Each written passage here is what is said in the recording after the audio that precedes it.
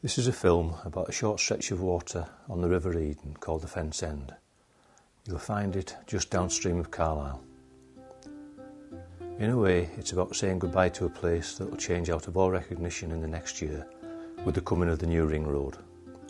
But much more than that, it's a celebration of a way of life and the characters I've enjoyed fishing with over the last 40 years. I've called the film Scoundrels, Wasters and Ne'er-Do-Wells, and I'm one of them. The first reference I could find in my fishing diaries to the Fence End was on the 4th of July 1970, Independence Day. By the end of the month, I was never away from the place. 2 months later, I landed my first salmon, a 7.5 pound fish that I caught on a 2-inch green quill at the Kirk Pot. My diary entry reads, "It ran almost 20 yards and weeded itself, luckily near the bank. Albert Sullivan managed to get to it, to tail it and get it out. This is the first salmon I've ever caught. At the time I was 15 and I lived for fishing.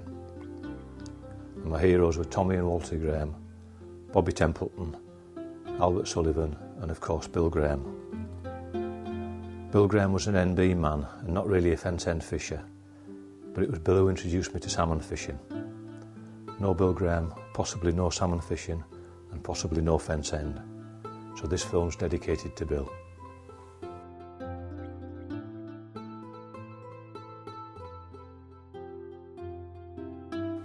In the early 70s it seemed like every fisherman had a dog.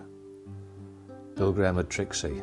She was a yappy Yorkshire Terrier cross, and I can clearly remember her sheltering in a huge oil drum at the Carlilsle on the River Liddle in 1970.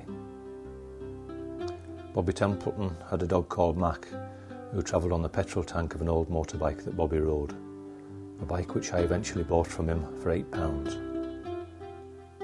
The day he delivered the bike, I had problems starting it. I kicked it over so many times that the headlight fell off, but after that it got me to the river for quite a while. Later, Bobby had a tree climbing terrier and he called it Sam. I've got a photograph of the dog that thought it was a cat up a tree at the NB Bridge. Albert Sullivan had a Springer Spaniel bitch called Sally, and I couldn't wait to get my own dog. When I did, I called her Sally too. From an early age she took an active dislike to Joe Johnston, and they say that Cocker Spaniels aren't bright. Anyway, since 1977 I've rarely been to the river without a dog of some description, and for the last 9 years it's been Max. Product placement's very popular in films these days. Geordie Ewins is a fine painter and decorator, but as they say, he pays your money, he takes your chance. You can often tell what the prospects for the day are like by counting the number of cars in Staten Village. After a fairly messy and unpleasant walk down Clarty Alley, you find yourself on the riverbank, just below Ernie's Toques.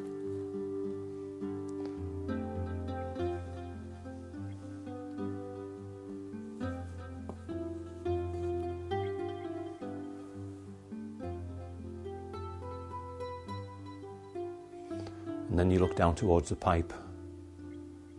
You can expect a hearty welcome at the Fence End, especially if you're a dog.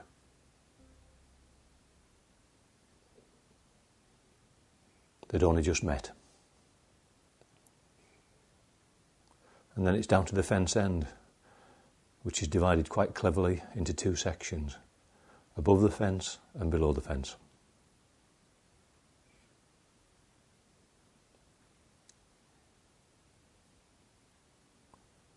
But before we start looking at today's fence enders, we'll take a look back in time, in some cases over 30 years.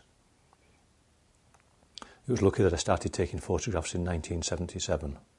This is Bill Young in 1977. Jeff Dudley around 1983. 5 sea trout and a hurling that I caught on the 19th of September 1982.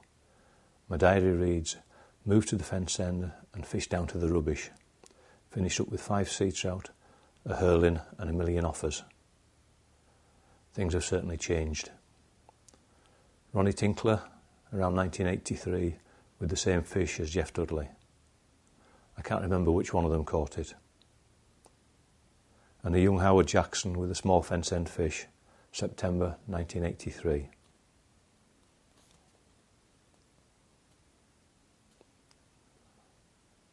And this is Bobby Templeton at the NB with his tree climbing dog Sam. Bobby was another NB man, but he did make it to the fence occasionally. Sammy Harris and Walter Graham's Labrador Judy. Sammy was with Bill Graham the first time that he took me down to the fence end after dark. Albert Sullivan at the pipe round about 1983. As a boy I fished dozens of times with Albert, from the NB Bridge through Ernie's Toques to the fence end and the Kirk Pot. Albert lost 19 springers on the run in the early 60s in a single season.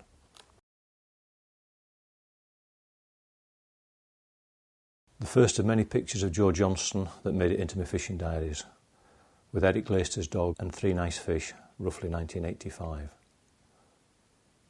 Joe again with a fabulous 18-pounder at the NB Bridge, 23rd of September 1989. And Joe yet again with the best 3 fish catch I've ever seen, taken from under the first arch of the NB Bridge, 24th of September 89, with my spaniel Jenny. Stephen Templeton, 13th of October 1990. Ian Glaister on the same day. I don't recall seeing him since then.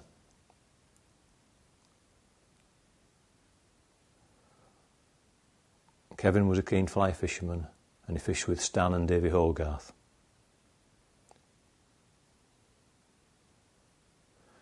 This was my best fence end bag. 3 brand new fish, all sea liced, all on the red shrimp at the fence end, and no one else touched a fish that day. A young Mike McHugh with a great bag. 4 salmon caught plus 2 other chances missed to the red shrimp, 14th of October 1990. Sean Parkin and Mike McHugh were the best fish I've ever seen at the fence end. 21 pounds of perfection, 1990.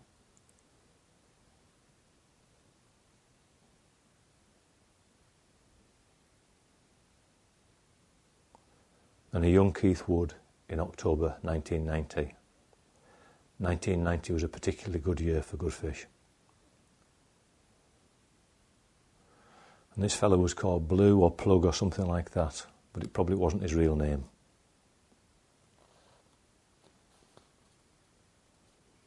A young Davy Hitchin, and it was Davy who introduced the shrimp to the association water. Ian Carswell with the rod and Mike Longcake, also known as the Yellowhammer, with the net in September 1994. Mark Pilmer with a fine fish and his uncle Mike Bell in October 1992. Mike's one of the few association anglers to land a 30-pounder. Bill Graham 37 pounds, Albert Sullivan 35 pounds. Ian Carswell and Ray McClooney and his wife, I'm guessing round about 1994. Ken and Nicky, the visiting couple, was there on the day when Ken broke an expensive fly rod and had to watch Nicky empty the river, around about 2003. Nicky with a beautiful fresh run fish, the only fish I've ever seen with sea lice buried under its skin. Raymond Templeton, the postman with a silver torpedo out of the neck, another occasional fence end fisher. Davy Hogarth. I went to school with Davy, but I never spoke to him because he was a year younger than me. But by the time I was 43, the age difference didn't seem to matter as much. Eric Glaister and Joe McNabb, October 94. Eric Glaister again with Norman Myers on the same day.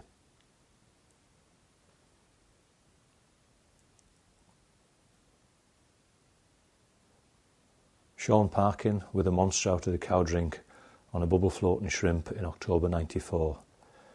This is the biggest fish I've ever seen, with the exception of a springer that Tommy Graham caught at the NB. Tommy's was a lot nicer looking fish. Sorry, Sean.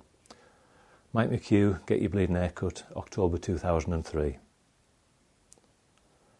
Lyle Alec, also known as Alexandra Walker, a Great Eden character who preferred to fish the White Bridge to the fence end,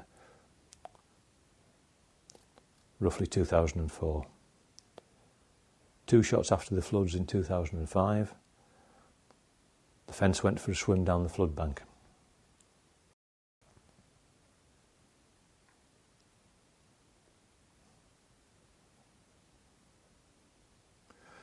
My great friend Richard Brown, I met him on the Spey about 25 years ago. Here he is at the fence end with an 8-pound fish. It looks bigger. We counted 14 sea lice on it, and that was in October 2005. Ray Pat and his Crackers dog. When I worked at Botcherby Youth Club in 1977, Ray was one of the youths.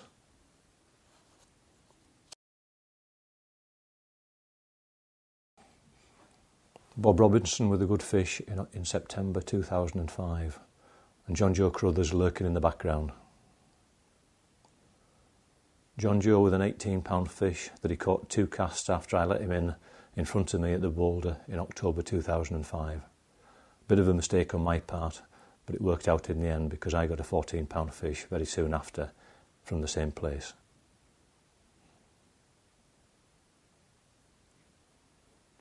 Well deserved.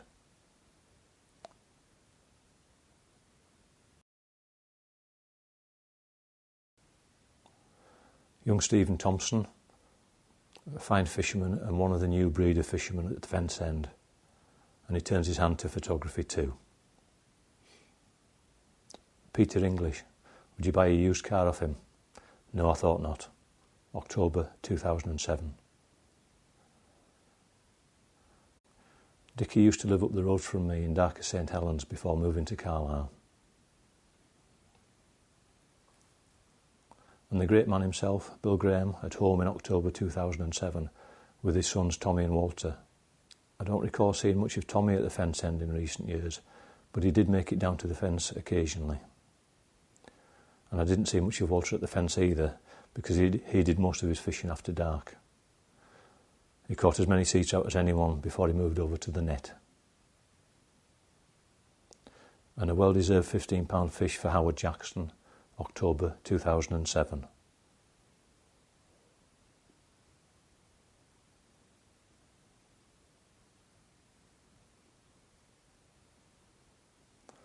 And Bob Robinson again. You'll see him giving a casting demonstration later.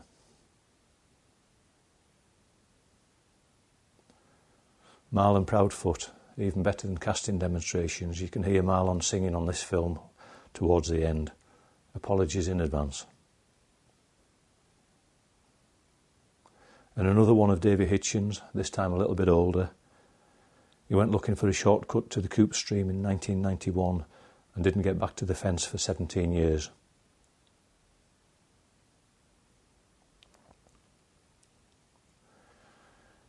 And this is Adi, one of the quiet lads at the river.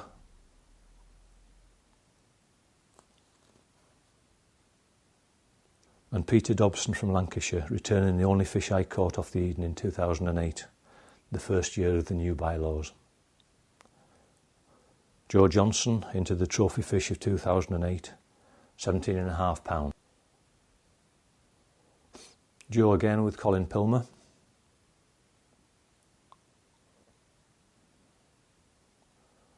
Mark Pilmer, Colin's brother, with another good fish. Bob Robinson with the net.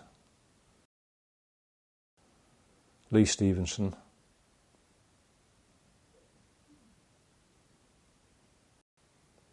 The Fence End Mafia, Joe Johnston, Norman Myers, young Stephen and young Richard. A terrifying bunch.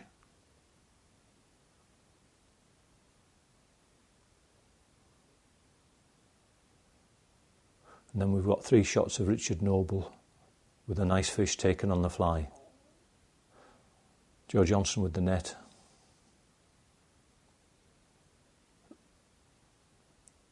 And the end result. Richard thinks that fishermen often fish too deep for salmon. He tends to fish with an intermediate line.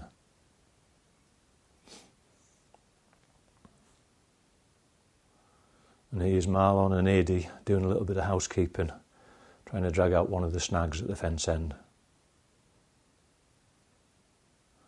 Geordie Ewins, the man with the van, all smiles when he gets a fish, but when he doesn't, oh dear.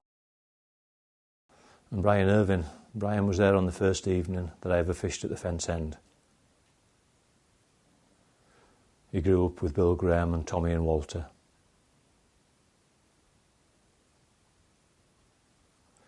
Colin Pilmer with a good fish in October 2005. We've seen Colin catch 6 fish on a day when no one else touched anything. Neil Foster and his dad above the fence end, around about 2005.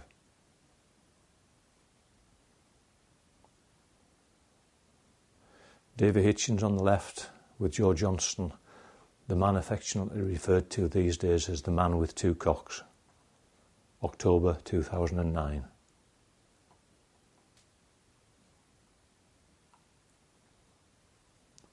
Neil Foster into a fish on the fly in October 2009. Not such an easy season for him this year. And one of Bob Robinson's protégés, Danny. This was his first fish. And a couple of shots of the sun going down over the fence end. I always feel like I've let myself down if I'm not the last one off the water. I've seen plenty of fence end sunsets over the years.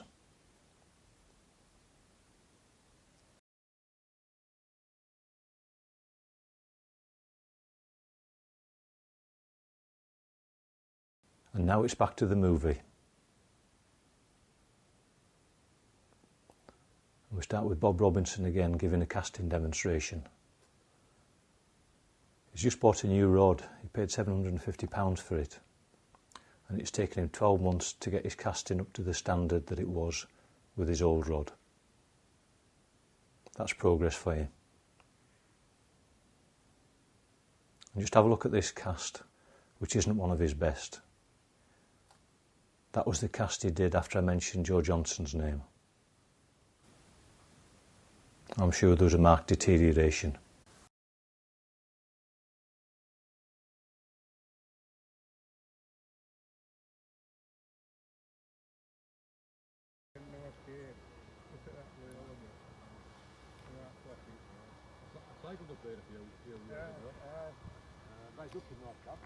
And then we've got Richard Noble with a spinning rod.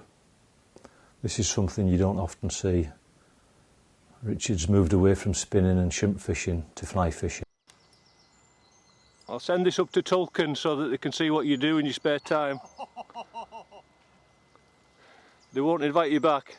And this is Peter Dobson from Lancashire with a left-handed single spey cast. Nicely executed. Over the last fortnight he'll have had an operation for a fishing related injury. We hope he's recovering well. Peter recently mortgaged his house to pay for a fishing trip to Russia. Unfortunately, he had to cancel that, so he decided to blow the money on a week on the Tulken Beat of the Spey near Grandtown. He said that the banks were manicured to perfection and that there wasn't a single twig out of place. If you were prepared to pay for it, you could have lunch in a magnificent fishing lodge, brought to you by silver service waitresses and a butler. Chris Tadant of Who Wants to Be a Millionaire was there the week after Peter was.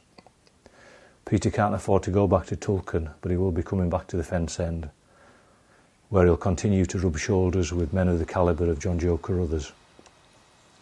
On this occasion, John Joe was asleep for so long that even the buzzards thought it might be worth a try. And then we've got Gerald McLaughlin. Gerald had a reputation for being a troublemaker at the fence end. Every time he fished there was bother, and then somebody realised that he fished with Malcolm Pickering. Malcolm hasn't fished for a couple of years, but he's the sort of fellow that could cause an argument in an empty room. Since Pickering stopped coming, everyone's come to realise that Gerald's a total gentleman. If Mr Pickering does return to the fence end, do yourself a favour. Have a walk down to the Kirk Pot.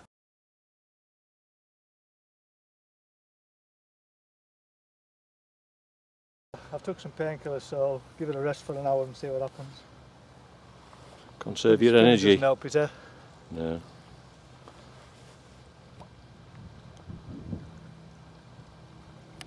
I won't be fishing tomorrow anyway, at least not till tomorrow afternoon if best. Davy Hogarth, one of the very few remaining exponents of the overhead cast.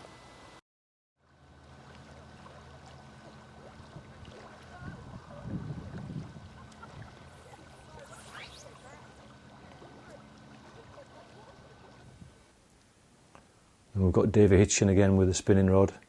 Had a really good season in 2009 and he's now retired, lucky devil.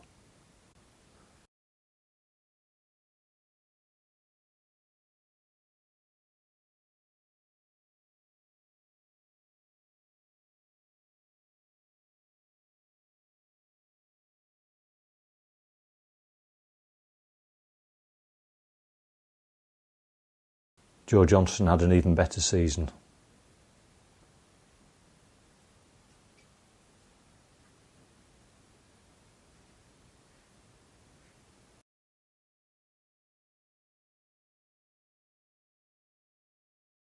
And if you look at this, you'll see that the fish just swim round him.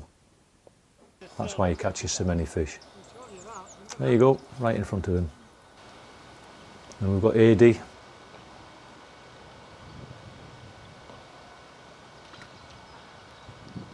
And Rock with the spinning rods.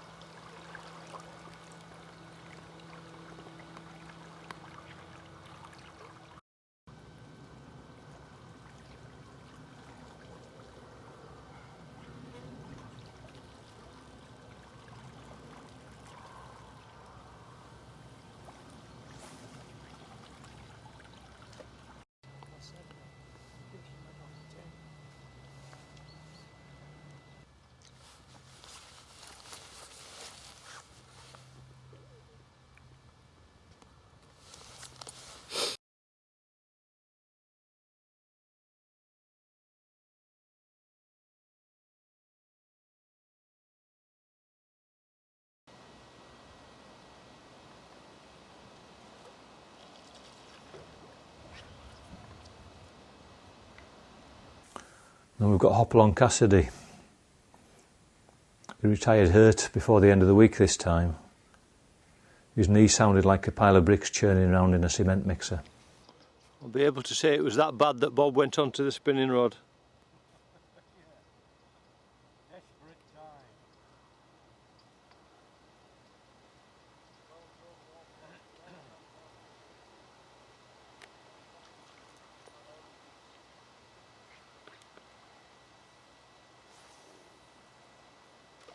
And then we've got Neil Foster again with a cute little smile and a tidy cast.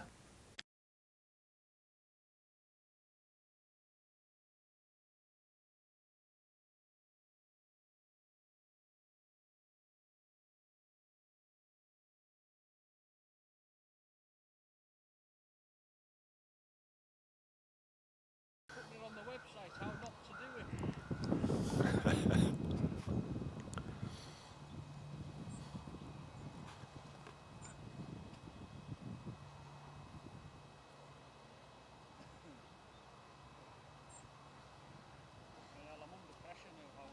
No pressure.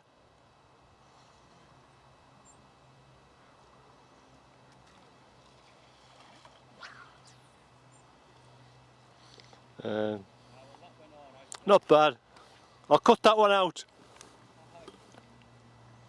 God, I'm still good looking. 57 pound that. Well, that's, Yeah, who's that squeaker? I couldn't pick it up, me. That's all, yeah. No, it was, it was a nice. Smile, Neil. Neil. Drop loose, they've been going into India. Yeah. That's where we stopped, that one, present into wheels.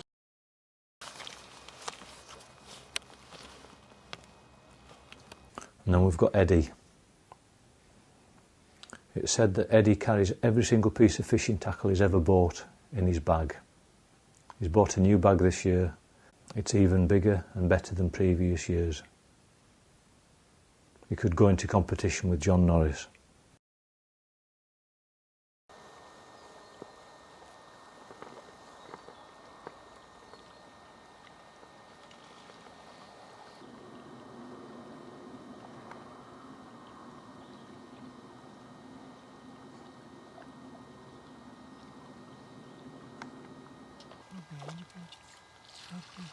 Did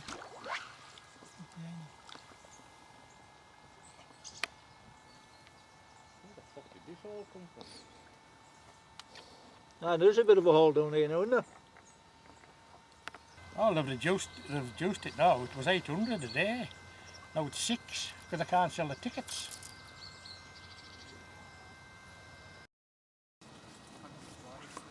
There's 8.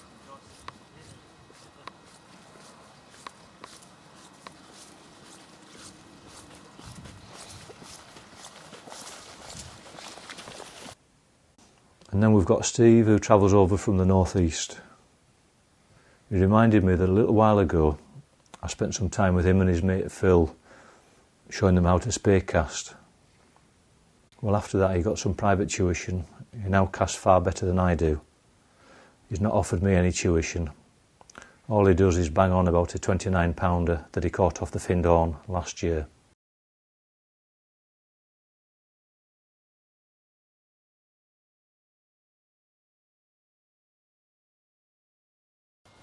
And then we've got Davy Hitchin back on the shrimp.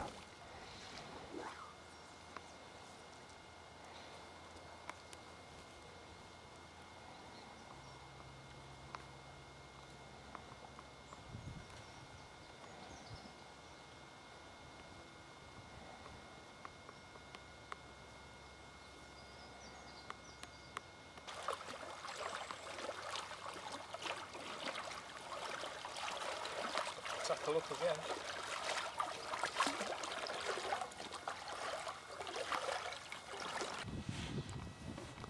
You've been on Crime Watch, Dave, haven't you?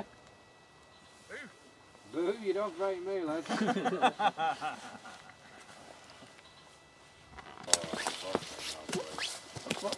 What we're trying now, Bob? What line have you got on now, Bob? Sorry? What line have you got on? Just the intermediate. Yeah. I was going to say that wet cell will be a bit heavy now. Well, maybe not, you know. Well, it's all why we're going out for the park. I'll get anything for you. It's a good will gesture. Don't get him started, Peter. We had this. Give us me money back and lock the doors as I went out. I don't know what that was about. Cease trading. Where did it end there? I got these at Maurice's. Oh, must be a while ago. A while ago, in January time. Best wages I ever had them. January. This is 3 pair. There's 3 of these. Oh, no, it was the Altmore I had. Aye. There's 3 of these hung up in the shed. One leaks in here now, somewhere. Take them back, mention my name. I'll have to scrub them with Dettol and everything first, though, Bob. Health and safety. Health and safety, aye. Mention my name. The lad just made it. He just made them. Right. And he said, here, try them. Where you at now? Reddens and all. On your daughter's balcony. Where she live? Buckingham Palace.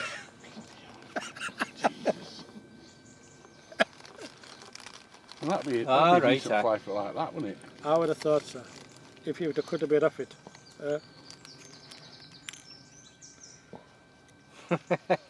Was your fish Russia?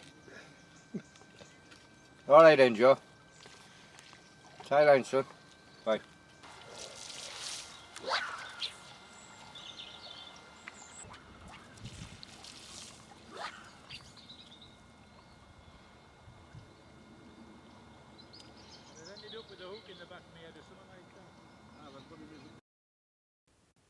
And here's Dickie.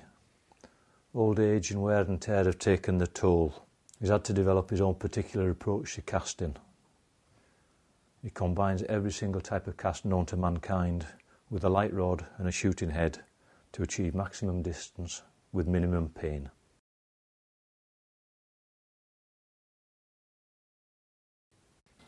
And then it's my turn.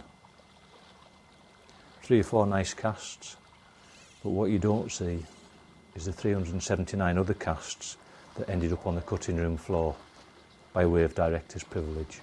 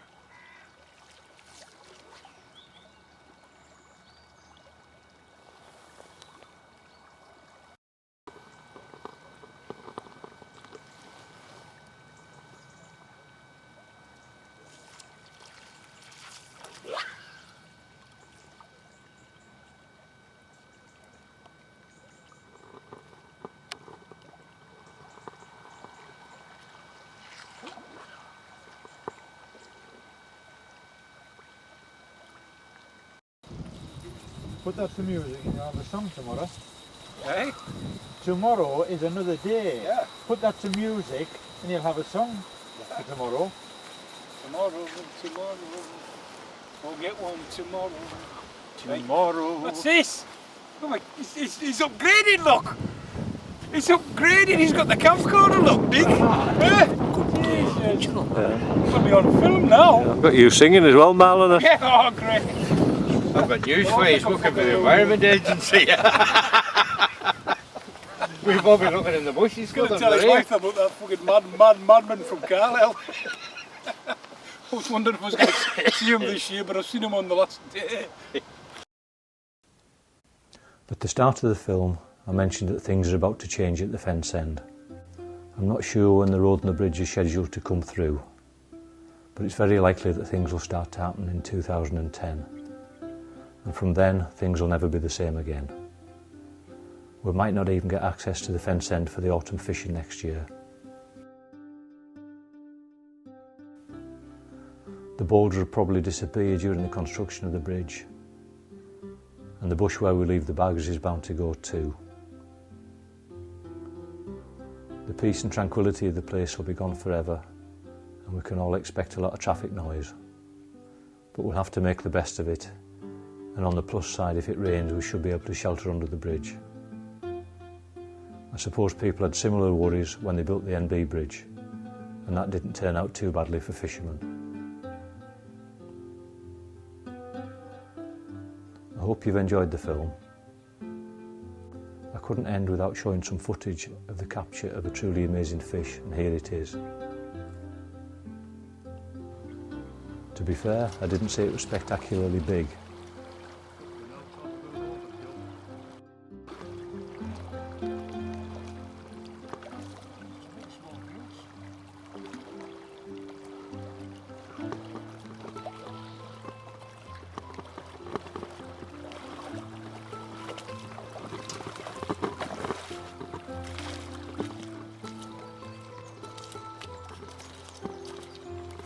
That's the smallest salmon I've ever seen in my life.